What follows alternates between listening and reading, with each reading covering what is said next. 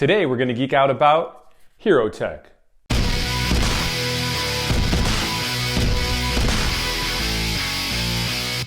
Hey guys, what's going on? It's Lee from Geek City USA here, and today we're going to talk about a game called HeroTec.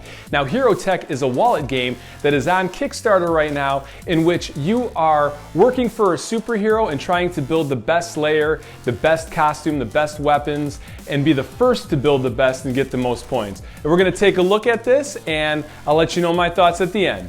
Alright guys, so I went ahead here and I set this up already. This is a 2-player setup of HeroTec. If you're going to play with 3 or 4 players, there are 6 additional cards that you shuffle into the deck, and then you build out the board similar, just a little bit bigger to allow obviously for more players. But here, this is what we need for a 2-player game. Now, the goal of the game is you want to build the best gadget, costume, vehicle, and layer that you can. And you do that, they're indicated by these stars. These are your victory points. And you're going to display them in your showcase. First person that gets one of each card type in their showcase, it triggers endgame.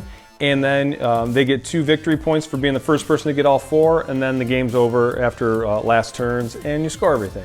So basically here, now these cards, if you look, they're multi-purpose. So right here you see, if you can see okay, these are your victory points. That's what these stars are indicating.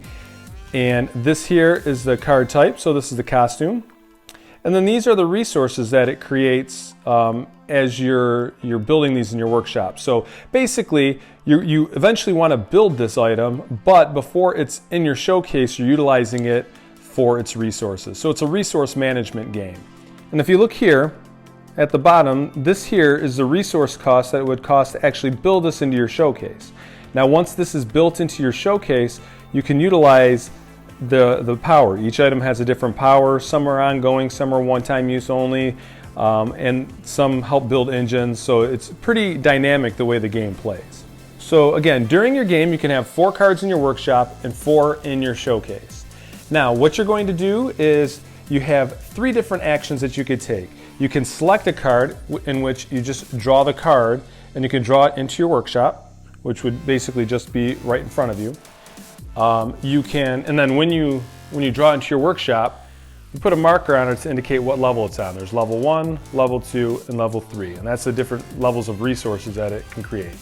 So when you first build it into your workshop by selecting it, you put a marker at level 1.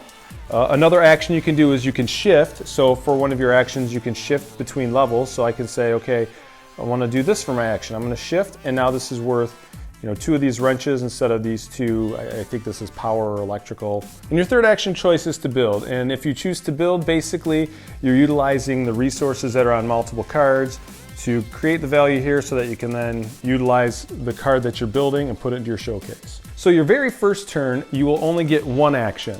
So, obviously your action is going to be to select a card. So the first thing you do, let's say I'm just going to select this card and I'm going to build this into my workshop. And this would get a marker.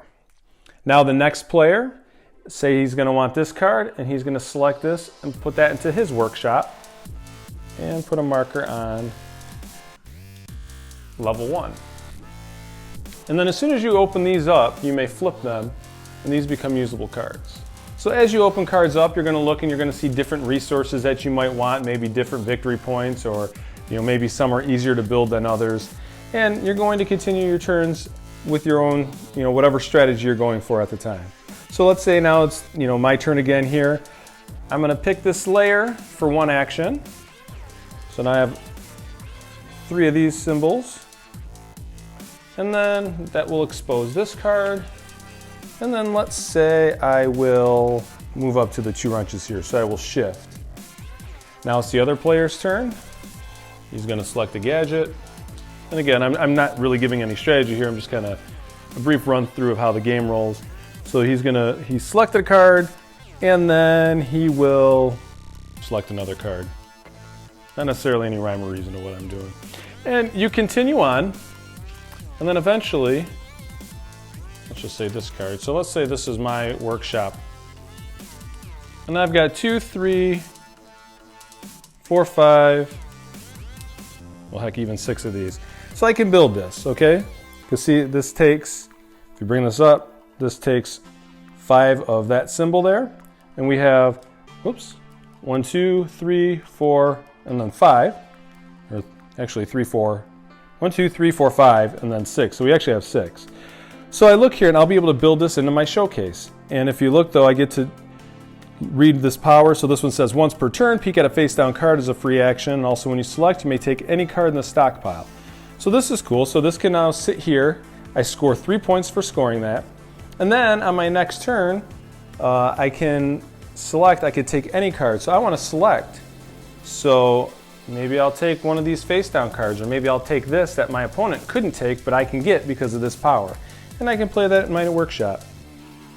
And then you continue on until finally you have one of each type of card.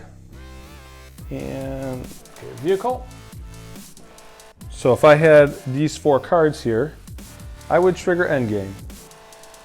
Then we would score up and whoever has the most points wins. There can be a lot of strategy as you're figuring out ways to work off your opponent's cards or maybe steal cards from the board before they can get them. So there's a lot going on in this game. It's super easy to learn and it's really super fun to run through, to be honest with you. It's a lot of fun to play this game. And that's it. So let's take it up top and I'll give you my review. All right guys, so that was HeroTec. Now, let me tell you, when I received HeroTec, I was super excited because I'm interested in a game that I can take with me anywhere, that I can just pull out at the drop of a hat to kind of have with me in the event that I get an opportunity to play a game with some friends.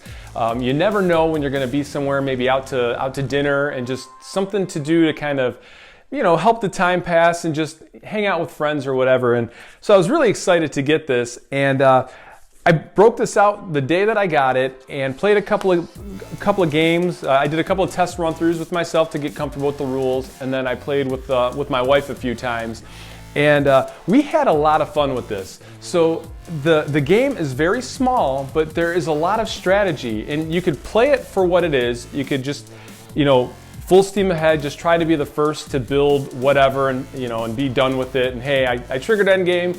And we're good to go. But there is a lot more strategy to it, and I was very surprised and very pleased to see how much strategy there could be to the game. So again, you could play it light and, you know, not be too strategic and just, you know, play for fun. But if you really wanted to, you could be very manipulative with the game. I mean, you could jump out and keep your opponents from getting the cards that they need.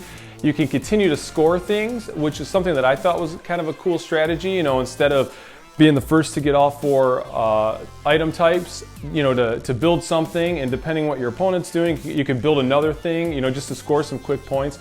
There's a lot of really cool engines that you can build on this that really get your game moving. So overall, I was very pleased.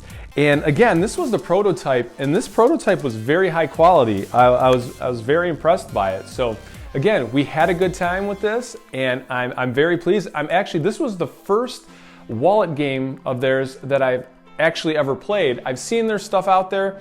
You know, I've contemplated the Patreon, you know, the Game a Month Club, and I was kind of like, well, you know, we'll see in the future. But after playing this, I'm very interested to check out their other games in their series. This was a lot of fun, and there was a lot of game in this little package. And I know it's on Kickstarter right now. I think you can get the game for like $10, which to me is a complete deal. I definitely had a lot of fun with this. The art was top notch, the gameplay was enjoyable, and the strategy was there. So I say this one was a win. I would definitely go out and back this. All right guys, this is Lee from Geek City USA. Thank you for watching. Make sure you like and subscribe and all that jazz. Comment below, let me know your thoughts, and I'd be happy to interact with you. Check us out on Facebook. We got the group going there too. And we look forward to talking to you next time. Thanks for hanging out with us. Take care.